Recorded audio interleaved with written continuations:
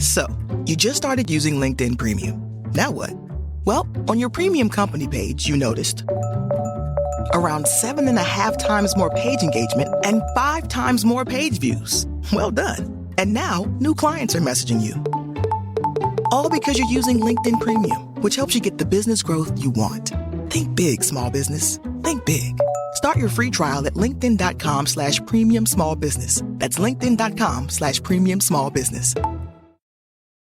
Awesome. All right. So then I'll record the Zoom as the backups. Here comes Scary Lady. Recording in progress. There she is.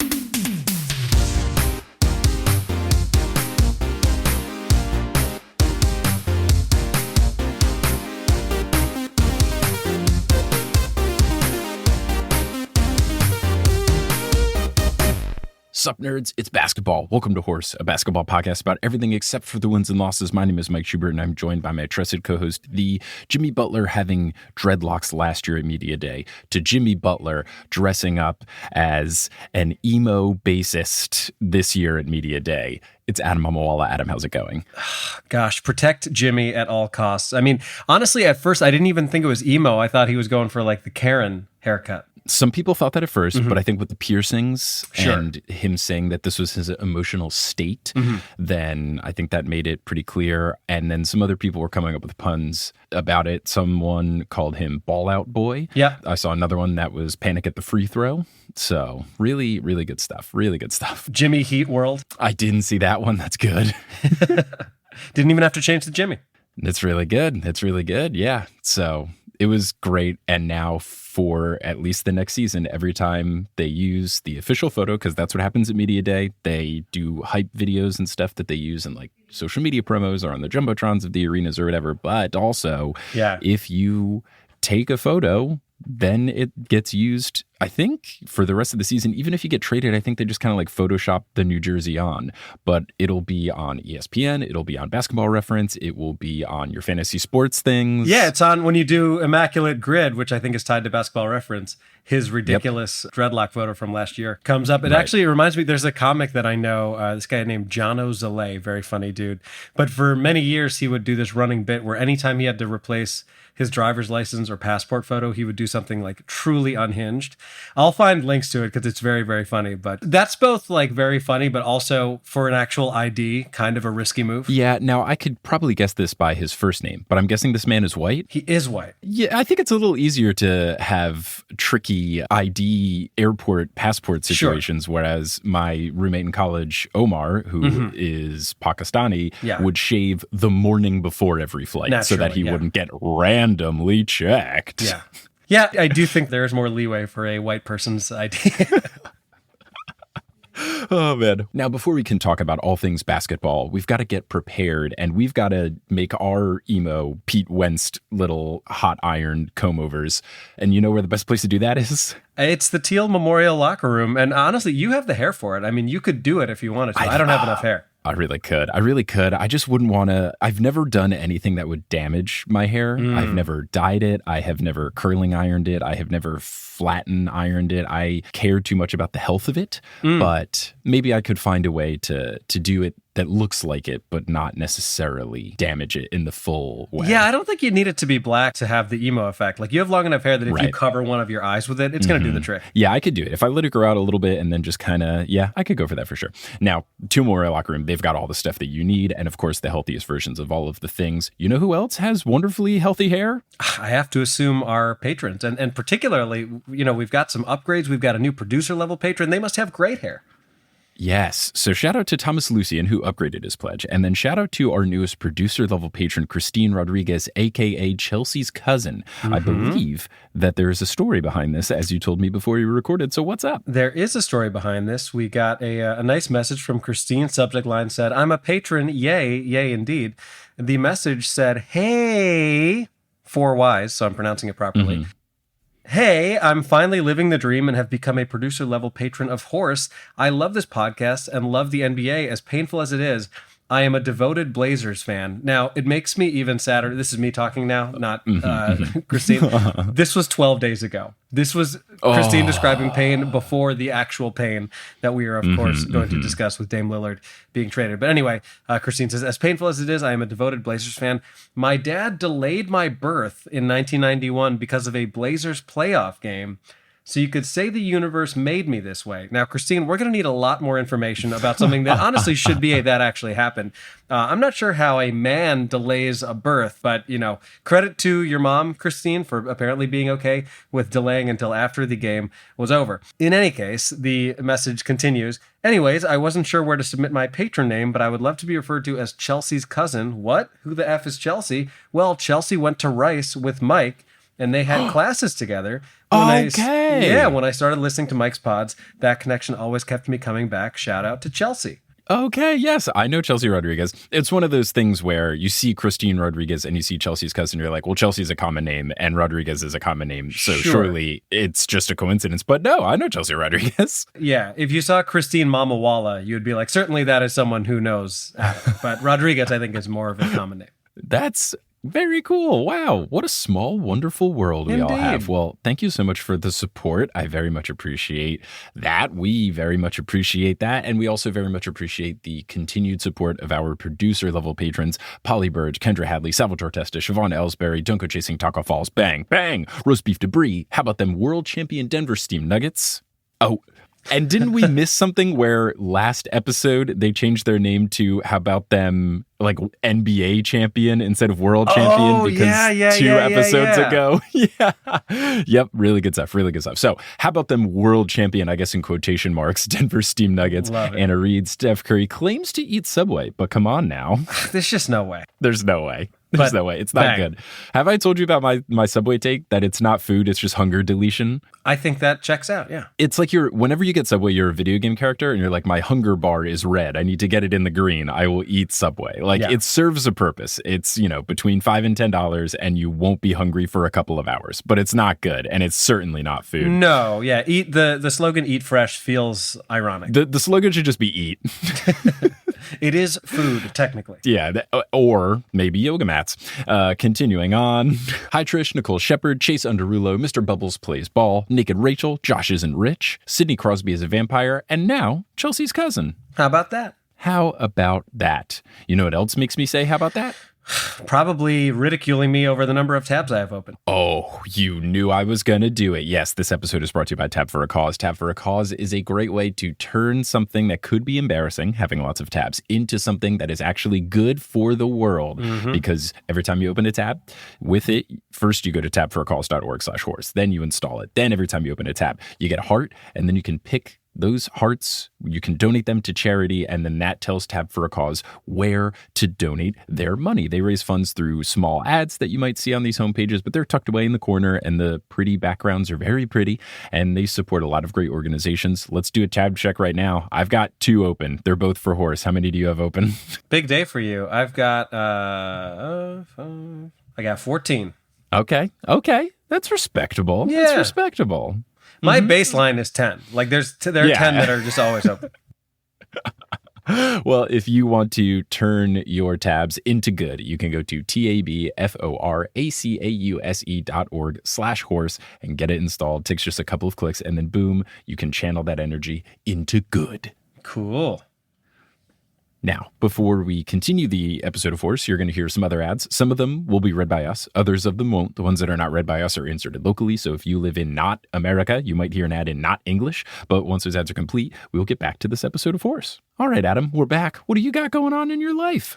Well, more of the same that I talked about the last time. I have the show in Boston that I'm headlining. That is Sunday, November 5th at City Winery, at the City Winery Loft. I believe it's called the Haymarket Lounge in Boston. Ooh. So that is that Sunday evening. Please buy tickets to that as soon as you can. And I'm happy to announce I will be headlining Stand Up New York in New York City December 14th. Are you still going to be here, or are you going to be in Texas? You're going to be in Texas, right? I'm going to be in Texas. This would have been it's never normally...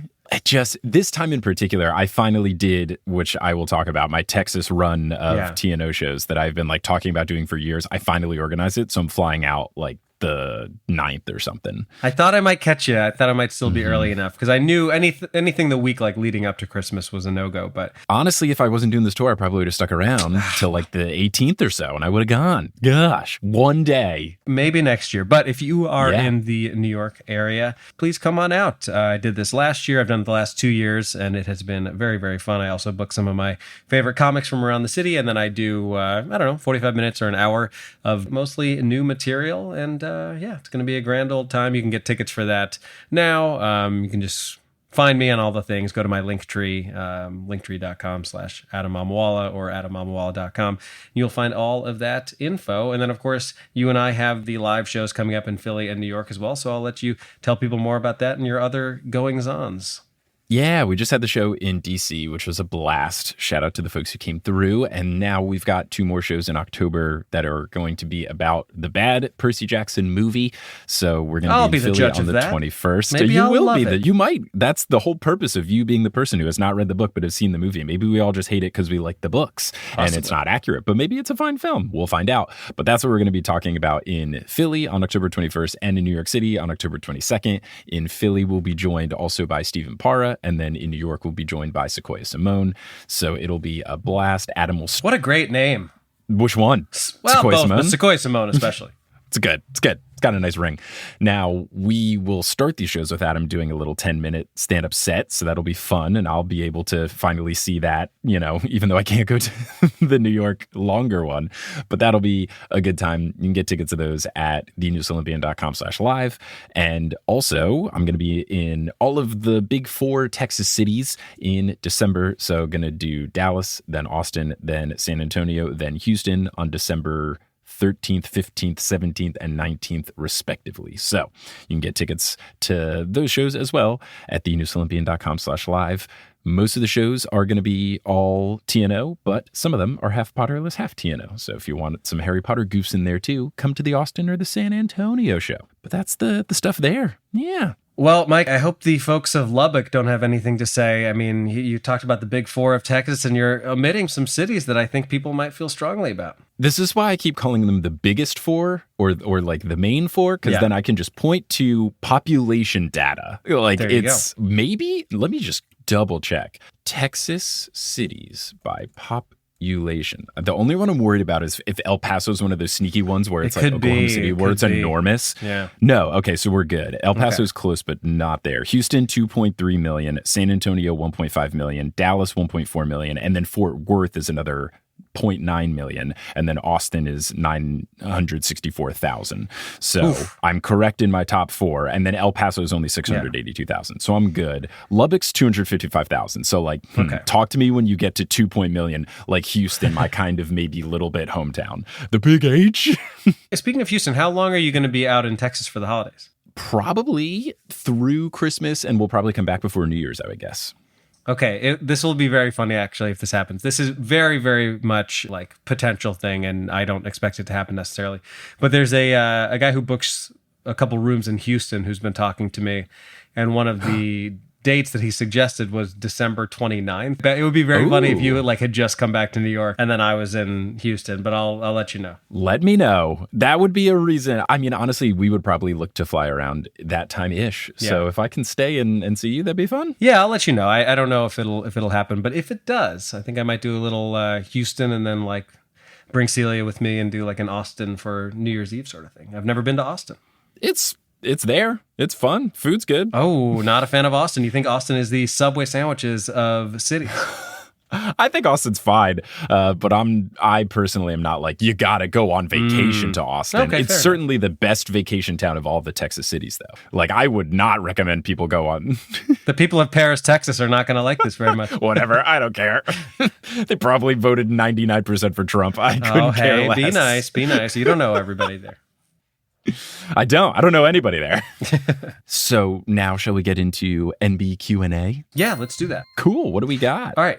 So we have a Twitter question. This is from Ian, aka I think it's Jan, unless it's the European Jan, but at Jan Bass, JanBasss, who asks, "Hi, Horse Boys. I have a couple questions for you.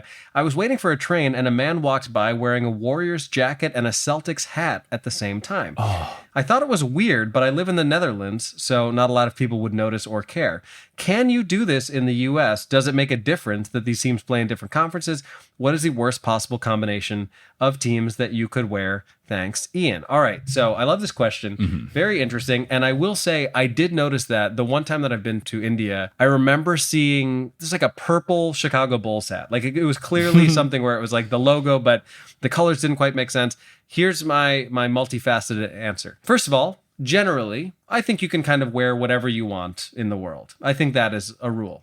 But beyond that first step, I don't think it's weird to have two teams that you root for, especially in different conferences. I do think it's kind of weird from both a fashion and rooting interest perspective to wear those things simultaneously. Correct. Where do you stand? Yes. I think you shouldn't do this in the US because you will be clowned for it. I think abroad, it is just more of the, I like basketball. And I get that. There's people who just like to enjoy watching Premier League soccer or one of the other good soccer leagues because they live in America and they don't get to see as good of a product. You know, the MLS is growing, but it's certainly not to that level. So there's some people that's like, I don't really care about a team. I just like watching the good players. So you can have that approach. And then also it's just tougher to get particular merch. Like if I go into NBA stores abroad, you'll see they'll have like Knicks, Celtics, Lakers, Warriors, Bulls. Like they'll have not a lot of Pelicans gear. Teams. Nah, there's not going to be like Timberwolves gear or Raptors gear, unfortunately. So I get it from an international perspective. This guy probably just likes the NBA, so that's fine. But must have been an interesting finals for him a couple years ago. Warriors. I was going to say gear, it's weird they played against each other, but yeah, I think in the US you probably shouldn't do this. People make fun of you.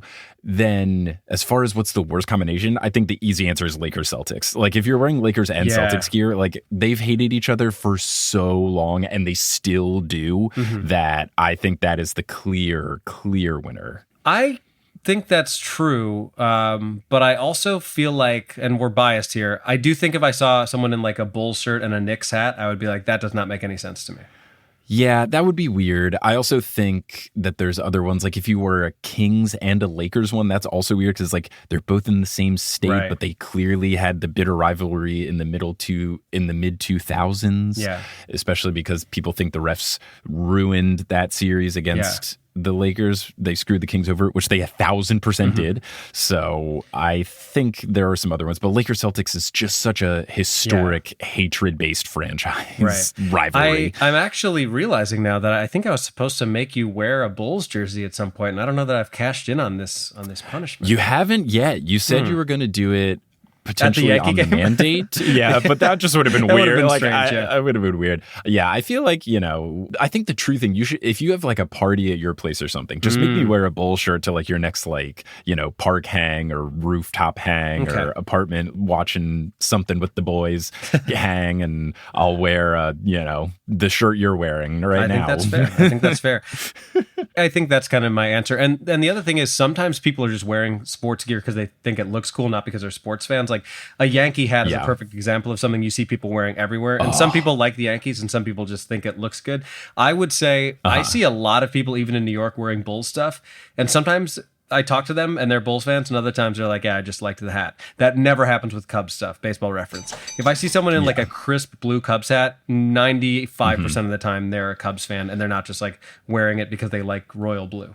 R.I.P. Cubs season, by the way. Yeah. Oof. I may have told this story on the pod, but the Yankee hat just gets worn all over. It's just like a fashion thing. Yeah. And when we were in Australia, that's when the Aaron Judge re-signing happened. And Kelly, knowing this was a joke, when we were on hikes and we would see people in Yankee hats, which was very, very frequently, Kelly was like, oh my God, you should talk about it. Like, aren't they really happy? You should talk to them about the Aaron Judge thing. Like, they couldn't name a player who's ever played for the New York Yankees. Not just this one guy, not even Baby on Ruth. The team. Not even Jeter Derrick. Now, let's get into full court press. Get it? Like the news? I do, and there's news to be discussed. There's news to be discussed. There's one really big thing that had a secondary kind of big ripple effect, but that is Damian Lillard was traded, and he was traded to the Milwaukee Bucks. Not the Miami Heat as he requested, not the Miami Heat as people predicted, or if you're a Miami Heat fan that is grumbly, you think you had the birthright to. But he was traded to the Milwaukee Bucks for a pretty sizable package that did end up becoming a 3-team trade. So here's how everything went down in the trade. So it ended up being a 3-team deal between the Bucks, the Blazers, and the Suns. So Jrue Holiday, DeAndre Ayton, Toumani Camara, who was a rookie last year, a 2029 unprotected Milwaukee first-round pick, and an unprotected Milwaukee swap rights in 2028 and 2030 and 2030, which is I think the first time I've said that phrase out loud. To all of that went to the Portland Trailblazers. The Suns ended up getting Yusuf Nurkic, Grayson Allen, Nasir Little, and Keon Johnson, and then the Milwaukee Bucks obviously got Damian Lillard. So pretty solid deal for the Blazers. They got a good chunk back, and then they traded Jrue Holiday to the Celtics, which we'll talk about in a second. So the Blazers really are in position for what they're trying to do, which is rebuild. The Bucks are in position for what they're trying to do, which is contend and keep Giannis happy. And then the Suns are in position for what they want to do, which is get DeAndre Ayton out of here, because I don't think Kevin Durant and Devin Booker like him. Right. And the Celtics, in turn, basically got a Marcus Smart upgrade. Yeah. So the Celtics then ended up trading Robert Williams III, Malcolm Brogdon, a first-round pick that is going to actually be from the Golden State Warriors, 2024 Golden State Warriors first pick, and then a 2029 unprotected Boston pick. All of that went to the Blazers, and then the Celtics got Jrue Holiday. So the Celtics basically said, who cares about depth this offseason? And they have a very good top 6, but their bench is quite weak. So it's very interesting in that the Blazers had all these conversations with the Heat, who represented the East in the finals last year. And then their main competitors, the Celtics and the Bucks, both got, I think, better, at least for like this immediate season.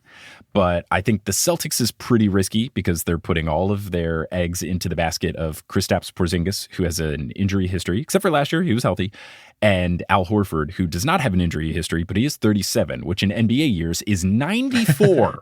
So I think it's a risky move for the Celtics, but it could work out amazingly. I think it's a pretty much no-brainer move if you're the Bucks. If you can get Damian Lillard on the team, do that, especially when you have Giannis on the team. And then the Blazers... Yeah, not only just getting someone of that caliber, but also the implication that it means that Giannis will stay. Totally. And then if you're the Blazers, like you got young big guys to complement your young guards in Scoot Henderson and Shaedon Sharpe. So now you have Robert Williams and DeAndre Ayton. So you have young guys all at different positions now, basically. And then you got a bunch of picks. So Blazers looking good. Suns, I feel like it's a bit of a downgrade to go from DeAndre Ayton to Yusuf Nurkic, but they did get like more depth out of it, which they needed because they traded away a lot of people in order to get Bradley Beal this offseason. So for the Suns, I think it kind of makes sense, but I worry that, Nurkic might not be as good as Ayton was, and people are already frustrated at Ayton, so maybe they'll be even more frustrated at Nurkic. But I don't know. I think overall it's very interesting and kind of makes sense for everyone involved. But then if you're the Miami Heat, you got to be feeling upset. And you also got to be feeling upset if you're the Philadelphia 76ers, because you still have grumbly boy James Harden around, and two of your competitors also got significantly better. Yeah, so overall, I think a pretty fair trade. Nevertheless, our condolences to Christine, a.k.a. Chelsea's cousin. I'm sure Blazers fans will miss Dame. We talked about this in a more extended way on the Patreon. We did a little kind of reaction video when this news all dropped. This was before the Jrue Holiday subsequent trade went down. But Dame was gracious and spoke about how much he loved his time in Portland. He posted a fairly detailed kind of farewell sort of message on his Twitter that we can share. Basically just saying, I grew up here. This is where I became the man that I am today. Like, I appreciate everybody in the Portland organization. I hope there's no hard feelings, yada, yada, yada. I am cautiously optimistic that when he returns this year to play in Portland, he will get a huge and very long standing ovation. I think so. And, you mentioned it when we talked about it on the Patreon, but like somehow him going to Milwaukee doesn't seem as douchey as if he had gotten traded to Miami, which may not ultimately be fair. Like at the end of the day, he wanted out regardless of where he ended up. But I do feel like it changes things a little bit. I think there's a couple of factors that contribute to it. First, the Miami thing felt gross because Dame specifically was like, I want to go to Miami, nowhere else. And that kind of tanks his trade value and makes things harder for the Blazers. So I think if he got what he wanted, that would have made people angry. Not that they don't want Dame to be happy, but just because it really makes it hard for you to get the proper return on someone as good as Damian Lillard. I think by him going to Milwaukee, first off, it's just cool. Like him and Giannis on the same team is just cool. So I think that's a factor.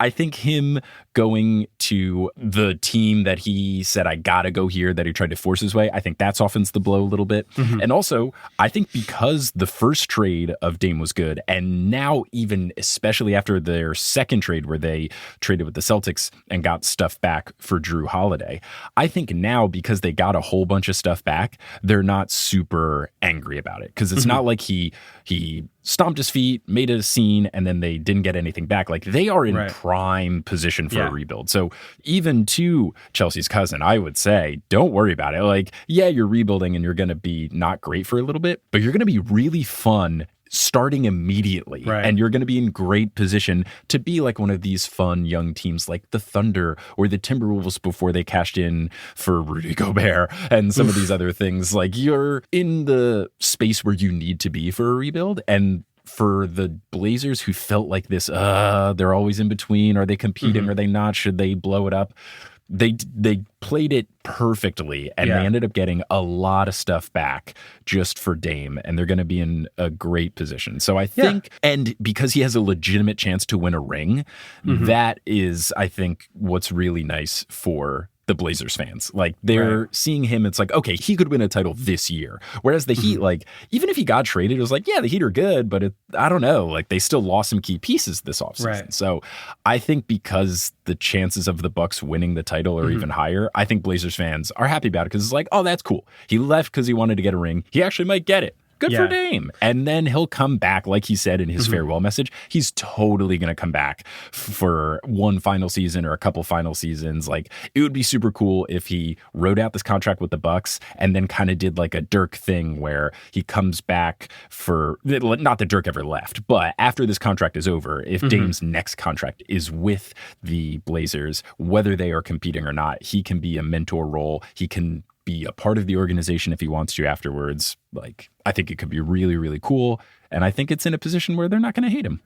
Yeah, I hope not. Meanwhile, Tyler Hero apparently pretty salty about the Blazers not wanting him. I don't know if you saw that interview, but he was asked kind of how he felt about how everything played out because he was basically the centerpiece of what would have been the trade offer that Miami presented to Portland, but apparently they liked what they got from Milwaukee better, and Hero apparently is out on a mission to prove the haters and doubters wrong.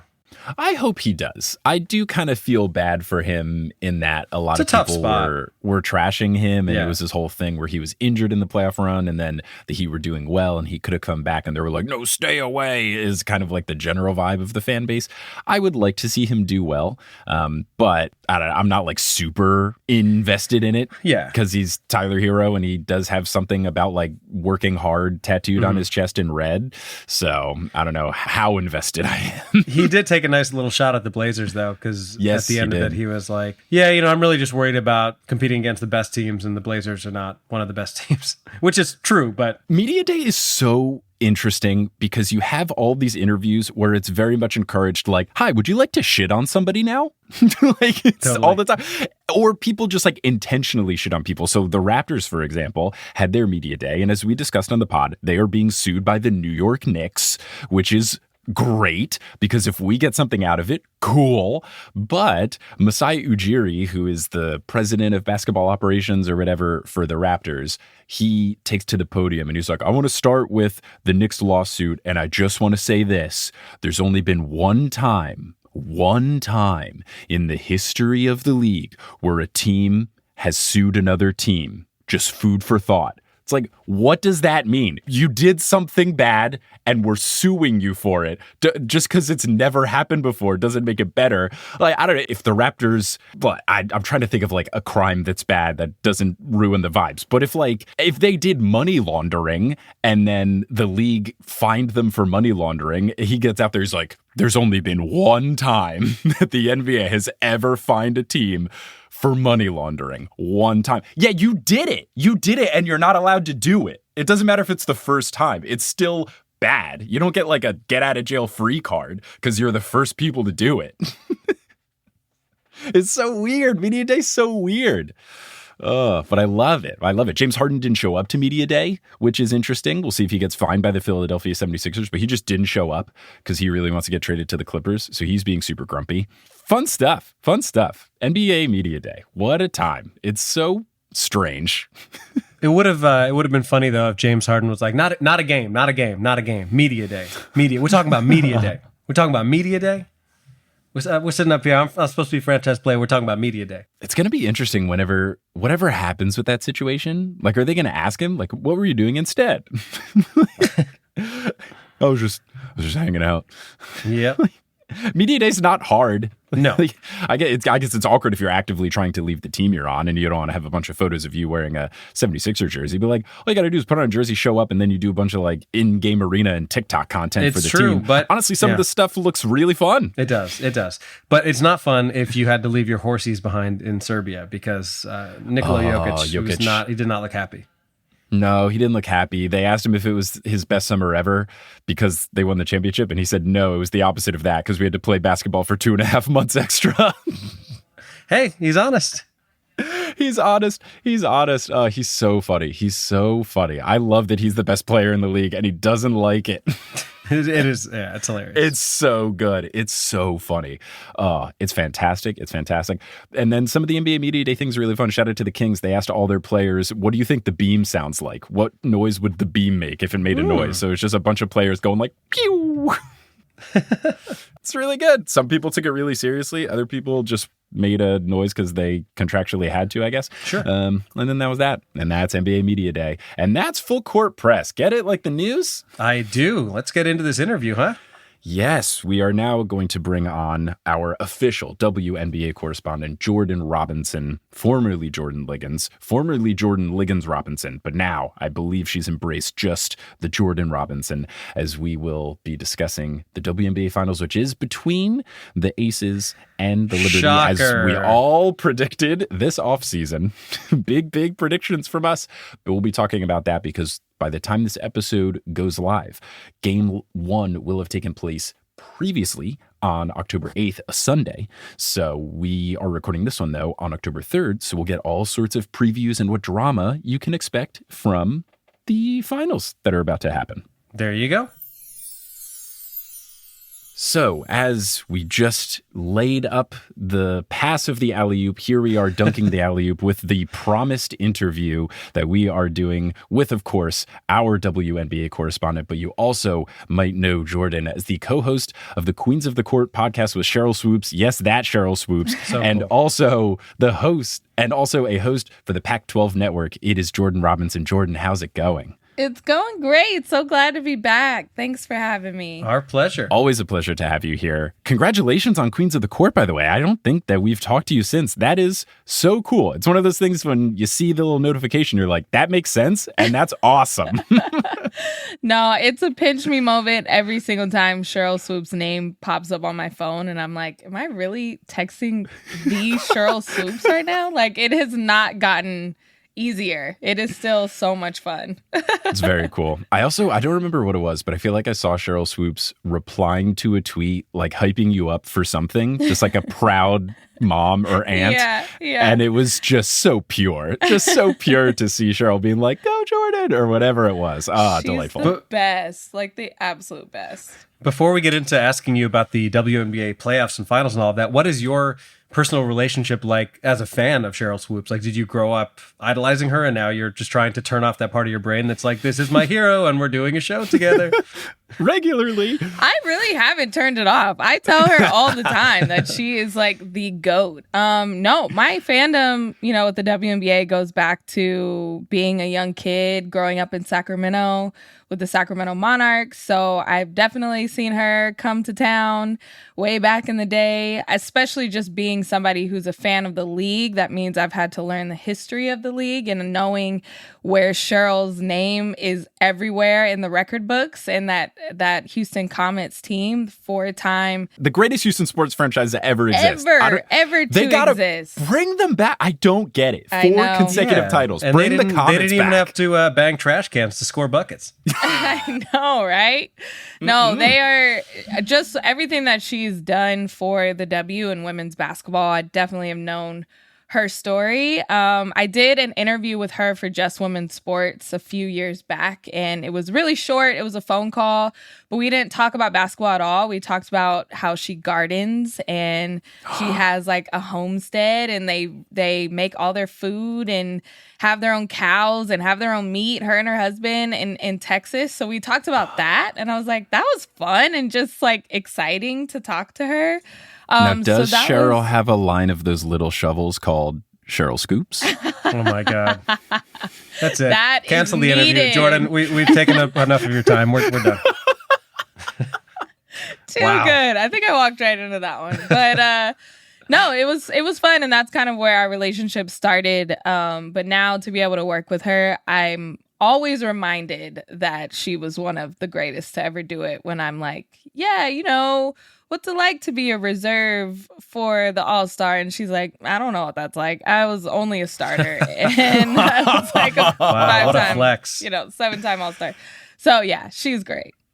Oh my gosh, that's so Very funny. cool. That's incredible. Oh wow, yeah. I don't know what it's like to lose in the finals. Oh my gosh. Seriously. So speaking of finals, the WNBA finals are upon us as we record this, and game 1 will have just finished as we release this. It is, of course, between the Aces and the Liberty, which was, I guess, like the betting favorite, but no one would ever take the bet because it's one of those bets where it's like so sure they wouldn't even put it up. But anyway, we've got Aces versus Liberty, which, though it might not be the most exciting matchup, the playoffs have still been fun. The matchup will still be super fun itself in terms of like the teams. What was your overall thoughts, I guess, of the playoffs so far and now getting to this matchup of what we had kind of all anticipated, but we're excited to see? Yeah, it was, we knew that it was going to end up being the Aces and the Liberty, but I'm excited that the Mystics made it a little interesting for the Liberty, and then Connecticut winning that game 1 against the Liberty, in Barclays, in Brooklyn. That really had everyone shook for a little bit. People were like, okay, maybe Connecticut can pull it out. Maybe they could do it. They're about to go back home. But the Liberty, winning 3 games in a row to get to the finals, I think was very impressive because they made the adjustments. And I think that's what gets me excited for these finals, because it's going to be 2 really strong, experienced head coaches going at it. And there is going to be adjustments and defensive changes and offensive schemes and matchups that they're going to exploit. So that's going to be super exciting. But before these, the Aces kind of had an easy route. I don't want to say easy, but unfazed. Yeah. They haven't dropped a game. Chicago would have been a long shot. And then you had Dallas, who beat them in the regular season, but just didn't show out. It was very much a Dallas team that was like, oh, we haven't been here before. We've never been in the second round. We have a new coach. We don't really know what these waters are like. So it was very much that. I think Dallas next season, even the season after that, are going to be really scary. But I think the Aces were able to just slide into that final spot. And now they are the reigning WNBA champions. So the Liberty have to come and take it from them. Yeah. I feel very vindicated in a take of mine early this year where someone was asking, it might have been part of something we did on the podcast. Someone asked before the WNBA season, what team should I root for? And I was like, get in on the Wings now. Like, get in on the Wings right now. It reeks of like when the Thunder had that playoff run against the Lakers where they like almost beat them and people are like, oh my goodness, like what's going on here? That's what the Dallas Wings feel like right now. Like they're going to be super spooky in 3 years and they got a bright future ahead, even though they couldn't get it done against the Aces. For sure. Drama, of course, is something that we love here. And the MVP race was very dramatic. It was a 3-headed monster of, is Alyssa Thomas going to get it? Is Asia going to get it? Is Brianna going to get it? And Brianna ended up winning, even though she didn't have the most first place votes. And scandalous, super scandalous. The graph of it, just seeing all the breakdown, like one vote could have made the difference. Super tight, super intense. How did you feel about that MVP race? And do you think we're going to have some Asia like I should have been the MVP anger towards Brianna in the finals? I thought it was so interesting, especially because there was so much conversation and discourse around Alyssa Thomas having this record-breaking year with triple doubles, with double doubles, just never a season that we've seen before. And to me, that was an MVP type season. When you think you. That's what I thought too. You know, when you take her off the Connecticut Sun, they are not a third place team, not one bit, especially with Jones going down and not able to finish out the season with getting hurt. So I feel for Alyssa Thomas because she got those first place votes. So enough people were able to vote and say, yes, she's an MVP. But Breanna Stewart being able to kind of be consistent throughout all three places is what kind of put her over the top. I know Alyssa Thomas was just heartbroken, especially because when she was asked about it, she said, you know, I'm used to this. I'm used to being overlooked. I'm used to kind of always flying under the radar, which was like, heartbreak.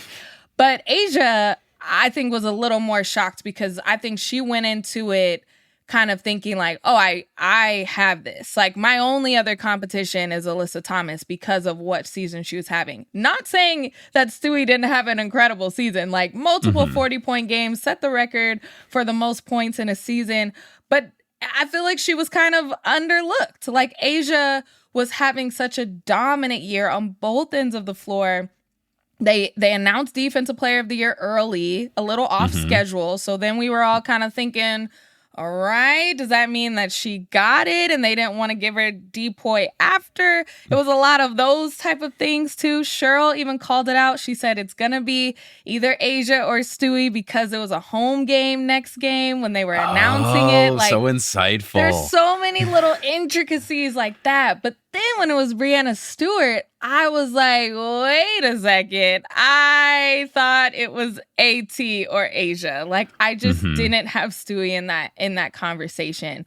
But one thing that really kind of turned up the drama was Ryan Ruocco said, you know, how much does legacy kind of play into this? Like, are you going to get Asia her third MVP before Stewie gets her second? Are you, you know, like, it's the Jokic Embiid thing that happened this season. Yeah. Like, why is that so much a part of it? That shouldn't be a factor. But you see the votes and you see that Stewie got the second most first place votes, and then it just goes down the line. Another fun fact is that the first time that happened where the MVP who won didn't get first place votes was when Sheryl Swoopes got it over Lauren Jackson in 2005. Wow.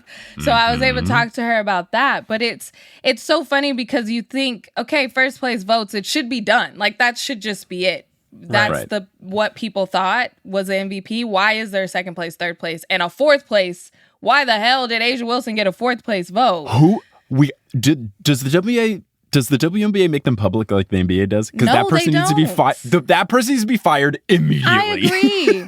I agree. They should be banned from voting because that was personal. That seems rude, and you also don't know basketball. Why is Asia Wilson a fourth place vote? What the heck? So that we were up in arms about that. But a lot of drama, a lot of conversation about it. And I think Asia Wilson is happy that she got her Defensive Player of the Year award, but she knows that she wanted that MVP. She deserved it. She was dominant. She was the best player on the best team in the league. And to go up against Breanna Stewart, who got it, you know, her second MVP, when the ball is on the top of the key and it's in Asia's hands and she's going against Stewie, she wants to prove that I am the MVP. You guys got it wrong. I want to be able to show that. Now, regular season, we have not seen Breanna Stewart and Asia Wilson square off and be themselves against each other. So I think we deserve that now. And just with the little added little spice of spite of not getting the MVP award. I feel like it's kind of setting us up for a version of what we saw in the NCAA Women's Championship, where there was the Angel Reese versus Caitlin Clark drama, and then, like, obviously LSU won. Angel Reese got to have her, like, you know, this is very difficult to do in an audio medium, but like covering my face with my hand in the face. Yeah. And that's the same sort of vibe where Asia Wilson, like, I have no doubt that if the Aces win the championship, Asia will be like, yeah, I wish I had been the MVP, but like, what would you rather be, the MVP or the champion? And to tie it back to the MenBA, as we refer to it here on Horse, 1993 and 1998, 93, Charles Barkley is the MVP. And guess who takes that personally? Michael Jordan. And in 1998, Karl Malone, who we hate on this podcast and also in real life, also wins the MVP. And Michael Jordan has an extra chip on his shoulder. And I think there could be some of that here with A'ja Wilson. And it was already going to be a great matchup and a great series, but now it adds that little extra spice to it that we love here. It does. And A'ja, she doesn't have a finals MVP. That's like the only award that she doesn't have. So I think she's gunning for that. And it's hard to bet over Chelsea Gray, who won Finals MVP last season, and just she shot 150% from the field. Yeah, it was insane. And I know she's going to go to another level again because that's just what she does. But I think A'ja we're going to see a different level of A'ja as well in this finals. Yeah, I think A'ja will certainly talk some trash if they end up winning, especially if A'ja ends up getting the finals MVP.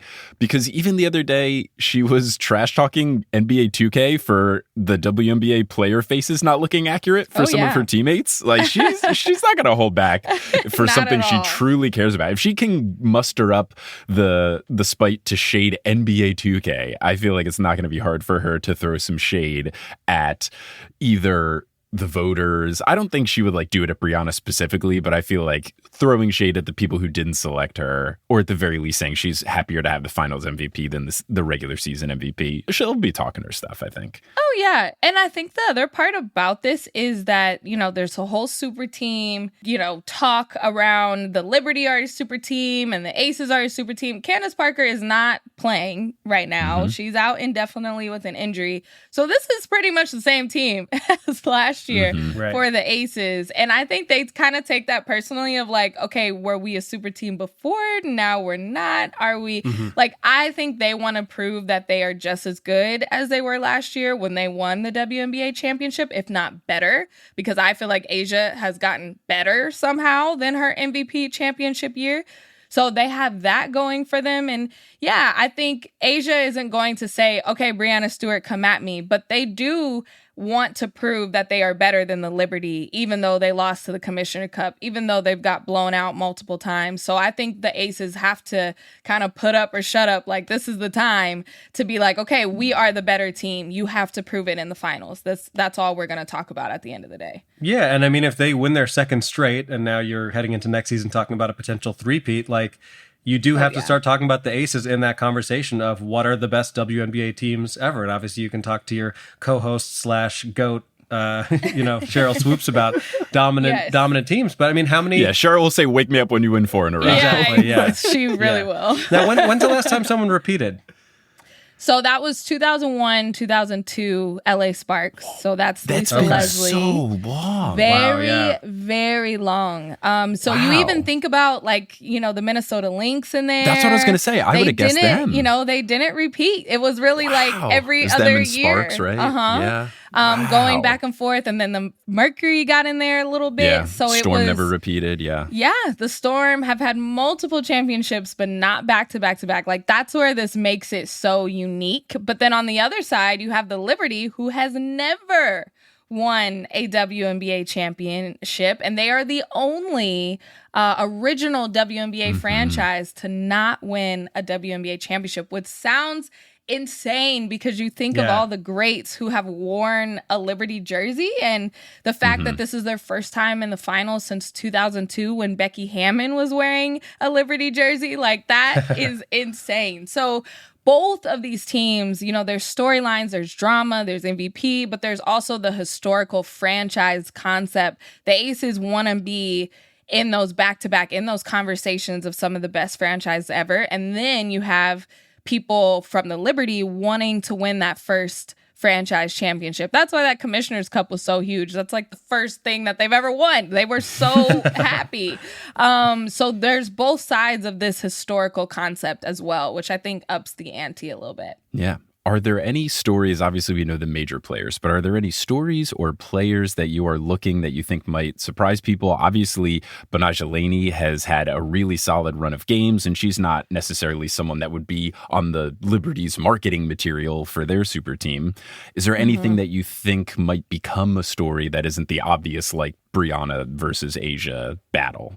I think it's Benijah Laney commanding that respect. You know, they left her off of the marketing materials for going into the finals, even though she was the key piece for the Liberty getting to the finals. She balled out all of these playoffs, and every time that she scored more than 14 points, they won. That one game that they lost to Connecticut, she only had 3 points, and that is a reason why they lost. So she is a huge catalyst of this Liberty team, and I think in these first 2 rounds, we're like, okay, we'll let it slide, but when she shows up in the finals, you're not going to be able to ignore the type of player on both sides of the ball that Benijah Laney is, and for this Liberty team. I think for the Aces, I was just talking about this on another podcast. You know, this is kind of Kia Stokes' time to say, I got JJ.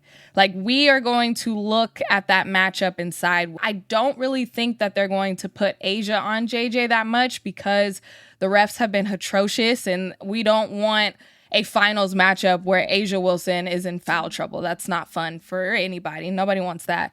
So if you have Kia Stokes on Jonquel Jones, then it's your time. Like, this is your role on this team. We're not asking you to score. You are surrounded by all-stars, and everybody else is going to do the scoring. You even have Alicia Clark coming off the bench. She's going to score. Kia Stokes, your job is to limit JJ not only from scoring, but to one shot for the Liberty, because JJ has been getting double-doubles and just killing it on the glass. So if Kia Stokes rises to that occasion and can limit JJ from being so dominant on that end of the floor, then I think that's a win for the Aces. Okay. Yeah, I think that makes sense. As far as WNBA finals atmosphere, obviously the Liberty, this is their first time, like you're saying. They do play in the Barclays Center, New York, which is a big arena, and it's where the Nets play as well. You've got them starting to get the celebrity sideline, courtside culture going on. But the Aces, I think, might have a bit more of the dedicated fan base. It's, you know, not as much going on in terms of sports in Las Vegas, the more things are getting added. Do you think that one arena is going to be harder for the opposing team to play into? Like, yeah, maybe New York has some of the glitz and glamour, but they might not have like the intense fandom. How do you think the home court advantage is going to be for each team? I think it's going to be so important. Like, this is like the 6th player for each team that they can use to weaponize. It is going to be so important, more than any other game, any other series, to hold home court. Like, you have to take care of business on home court, because I think the Aces do not want to go and try to steal one on the road in Barclays. It's going to be really hard. We've seen that in the regular season, how they've kind of been rattled a little bit by just the roaring stands and the sold out crowd of Barclays. Like, it's intense. I just see it through the TV and I'm like, ooh, I don't want to be on that court. I don't want to be at that free throw line. Like, it's scary. But this works to the Aces' advantage because that game 5 is going to be in Vegas. Like, they are the number 1 team, the number 1 seed. So you just have to hold home court. Like, I think that's going to be so important. And then to be able to come back and win it in 5 games on the Aces home court is what's going to happen. And that's going to be the goal, because you don't want to have to try to win it on the goal. Is that your official Jordan Robinson prediction? Yes, it is. I said it earlier today, and so I'm saying it now. We deserve 5 games, first of all. We deserve yes, it. Please. I mean, truly, we deserve 7, but that's just how the league is. I know. Yeah. We deserve 7, but if you give us 5, we'll take it. And the Aces go back-to-back 5 games. That's my having guess. to resist to that's what she said in that moment. I'm sorry, Jordan. It's not. I'm not proud of it. I'm not proud that that's my instinct. I'm not proud that that's where my brain goes to. But let's get back to talking about basketball. Enough of this. Now, I believe that, and I'm sure you've been to games at the Barclays Center. They are definitely selling tickets for the entire stadium. Like, I was looking at ticket prices, and I think usually it is the lower bowl that is sold. Oh, yeah. But for the and finals, I think they did for the playoffs, everywhere. But the finals, it's the whole thing. Yeah, and it's like, even to just get into the arena is, I don't know, $100 on the secondary market. And that, to me, is just awesome. But, so people are excited about it. Yeah. Like, it's a cool vibe, for sure. It's so cool just to see the growth. And I think Aces, too, just have the the most growth in their fan base, like year over year, just growing. They had a couple games at T-Mobile Arena because usually they're at Michelob Ultra Arena. It's growing. People they are should play excited. In the Sphere. People want to watch. I know. Let's do it. No, I think it's so cool. And I love what you said too about kind of those homegrown fans. But man, New York, I don't think I have to tell you guys. They are like, what? We have a team in the finals? Like, what's going on? We have a possibility to win something? Like, the whole city is turning out, and there's going to be so many celebrities there.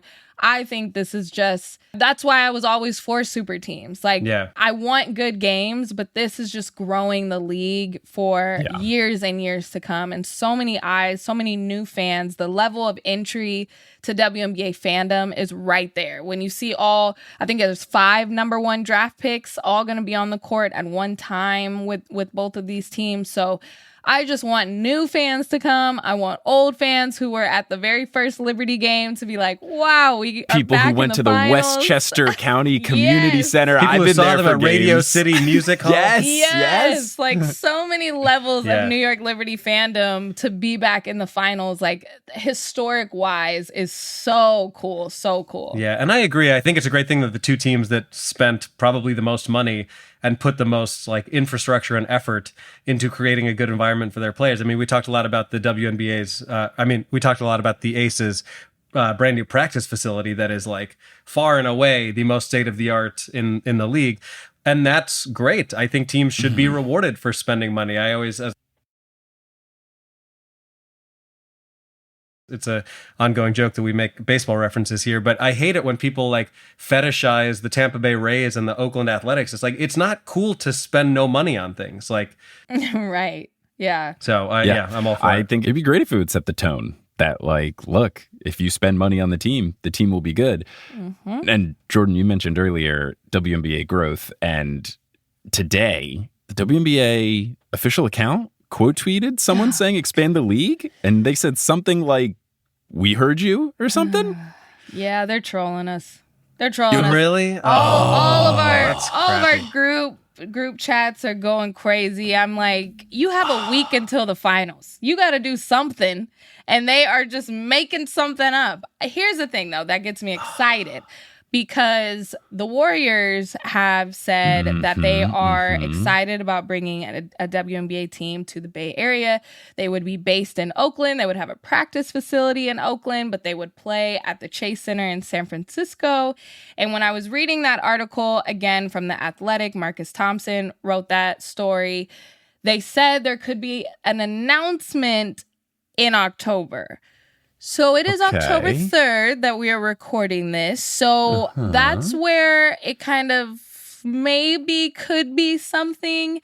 But this is just goes against everything that the W has been telling us for the past couple years, is that we've had 100 teams. Now we're down to 50 cities, and now we're down to 20 cities. And then it's just like, okay, these are the first people that wrote the check. So you're the first spot. You're the number 1 spot. So I'm like, what happened to those other cities? Are we going to get more than one?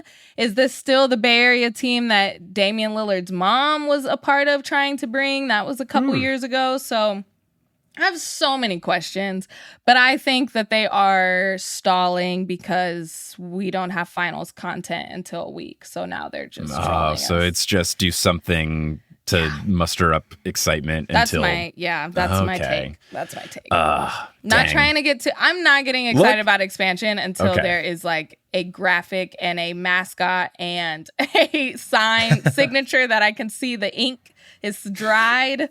Like, then I'll get excited about expansion. Okay, yeah. I'm excited of the prospect of it whenever it does happen, because it is so wild just that there are so many good players that just don't find their way onto rosters. When you have people getting taken even in the second round of the draft and then they don't make the team, it's just so bizarre, where it's like, clearly we need more spots for some of these great players if they want to play in the W, and hopefully the fandom can continue to grow and there are people who want to put money into teams. And I think, Adam, you make a good point. Like, this season proved more than any, hey, if you pour money into the team, at least in the current state of the league, your results are pretty good. And hopefully this would encourage more money coming into the league, grow the league, more fans. Like, it's one of those things where it's just a cycle. So I hope we get expansion, but I'm glad you've tempered those excitements so I don't get my hopes up too much. Lower it. Well, it's just going to be a huge announcement like tomorrow, but I still We're just want to lower. in Houston. The Comets are back, baby. I just want to lower the bar, and this is more for myself, just so I don't get super excited. But there's a couple things that I want to say to that really quick, because I feel like a whole podcast episode could just be on expansion. But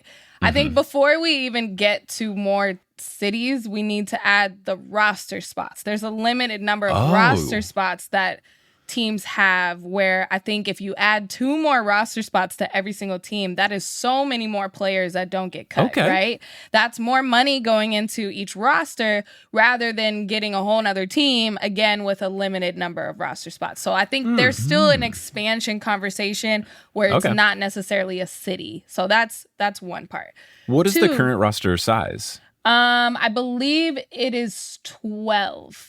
Okay. Yes, yeah, that's pretty 12. small compared to the NBA is like 14, and then you have 2-way players that can go back and forth between the league and the G League. Because you have the 12, and then if 3 people are injured, then now you're getting into hardship contracts, and you don't have practice players. Like, pay practice players to just be there in case somebody gets injured. Like, that's an expansion. That would be growth for the WNBA. So that's what I stand on always. And then I was able to see that practice facility in Las Vegas. It is absolutely gorgeous. It is a lot money, millions of dollars, designed by women. Like, it is incredible. And this is going to start the trend of exactly what you guys are talking about. The Aces went back to back.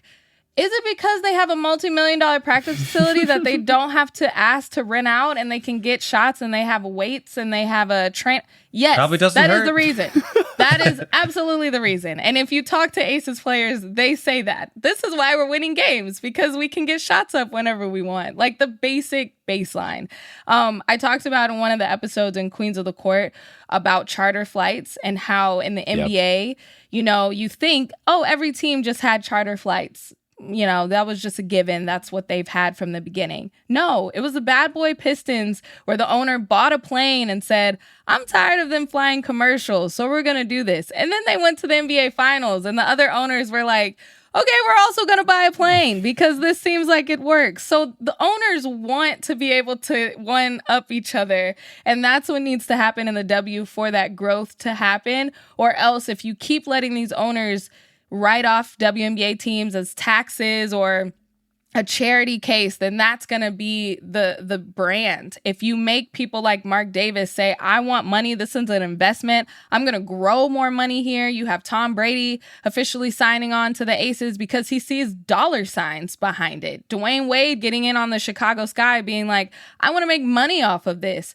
Once we start getting that notion around the WNBA that you can make money if you invest in this league, then it's only up from here. All right. Well, you heard it here first. Pit billionaires against each other. Yes! And it'll make us all benefit. I'm still just thinking about Bill Laimbeer cramming his big ass into economy. WNBA coach Bill Laimbeer. Yeah. Now, Jordan, thank you so much. This is delightful. It's always a joy to have you on the pod. Obviously, we've talked about Queens of the Court, but if people want to find you doing anything, hear you talking about WNBA or other things, because you got the Pac-12 stuff, where can people find you? Yeah, you can find me on Instagram at Jordan Liggins or on Twitter at HeyJordanR. Fantastic. Well, Jordan, thank you again. And we are very excited to see how the finals play out. And we'll see if your prediction of Aces in 5 holds true.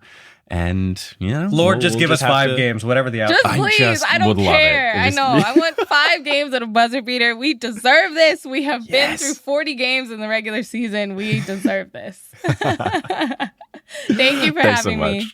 Thank you. Of course. Thank you.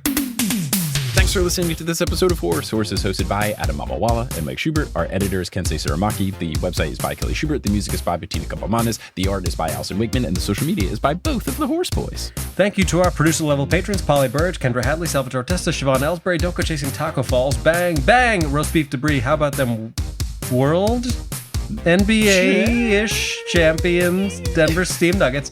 Anna Reed, Steph Curry claims to eat Subway, but come on now. Chomp. Chomp, indeed.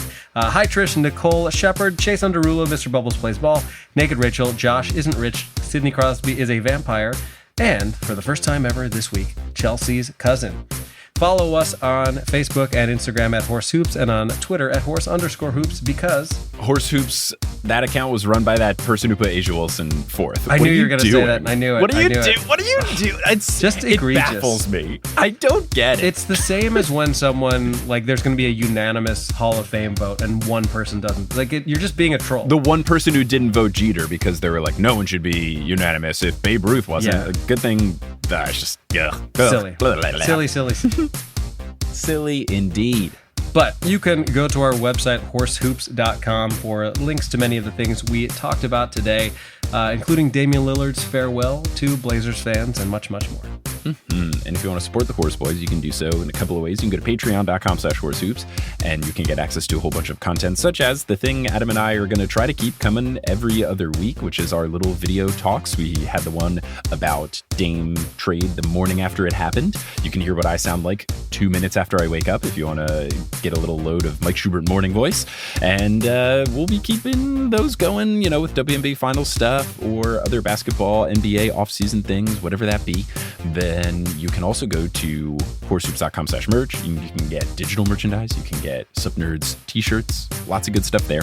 And also, you can just tell folks about us, and that's a great way to support us. Word of mouth does a whole heck of a lot. Yeah, we never ask for it. Give us some, like us and give us a nice rating on iTunes or wherever you listen to this.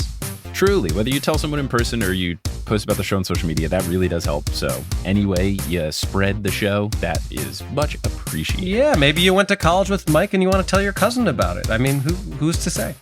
Who is to say? But now we're going to put our hands in the middle and say something on the count of three to cheer for something. I got you.